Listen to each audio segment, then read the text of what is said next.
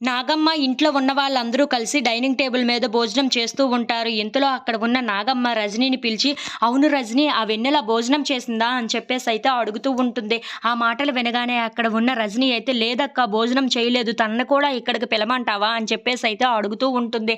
ఆ మాటలు వినగానే అక్కడ ఉన్న నాగమ్మ మాత్రం, "లేదు, అవసరం లేదు. తనకి కూడా కడుపు మాడితే నా విలువ ఏంటో అర్థమవుతుంది. ఇక్కడి నుండే తప్పించుకోవాలని ట్రై చేస్తుందా? నా దగ్గర నుండి తప్పించుకోవడం అంత సాధ్యమేమీ కాదు. ఇక పైన అలాంటి ఆలోచనలు రాకూడదు అంటే తను కడుపు మాడితేనే తనకి బాగా అర్థమవుతుంది" అని చెప్పేసైతే అంటూ ఉంటుంది. ఆ మాటలు వినగానే అక్కడ ఉన్న వాళ్ళందరూ అయితే ఒక్కసారిగా షాక్ అయిపోతూ ఉంటారు.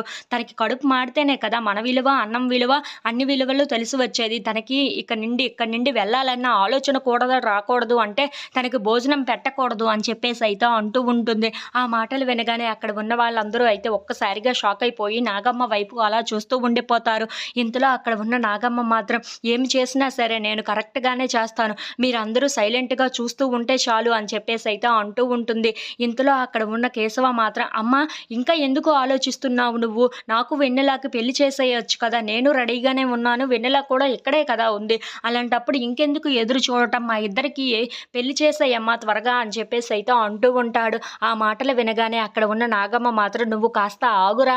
ఎందుకు అంత కంగారు పడుతున్నావు? పంతులు గారు చూసారు కదా ముహూర్తాలు కొన్ని. ఆ ముహూర్తాల్లో ఏదో ఒక డేట్‌ని ఫిక్స్ చేసి మీ ఇద్దరికీ పెళ్లి చేస్తాను కంపల్సరీగా" అని చెప్పేసైతే అంటూ ఉంటుంది. ఆ మాటలు వినగానే అక్కడ ఉన్న కేశవ అయితే, "సరేనమ్మా, నీకు నచ్చిన విధంగా చెయ్యి" అని చెప్పేసైతే అంటూ ఉంటాడు. If you like this video, please subscribe.